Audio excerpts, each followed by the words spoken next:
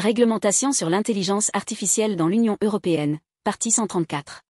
Outre les solutions techniques utilisées par les fournisseurs du système, les déployeurs qui se servent d'un système d'IA pour générer ou manipuler des images ou des contenus audio ou vidéo présentant une ressemblance sensible avec des personnes, des objets, des lieux, des entités ou des événements existants et pouvant être perçus à tort par une personne comme authentiques ou véridiques, hypertrucage, devraient aussi déclarer de manière claire et reconnaissable que le contenu a été créé ou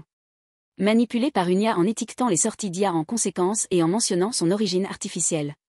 Le respect de cette obligation de transparence ne devrait pas être interprété comme indiquant que l'utilisation du système d'IA ou des sorties qu'il génère entrave le droit à la liberté d'expression et le droit à la liberté des arts et des sciences garantis par la charte, en particulier lorsque le contenu fait partie d'un travail ou d'un programme manifestement créatif, satirique, artistique, de fiction ou analogue, sous réserve de garanties appropriées pour les droits et libertés de tiers.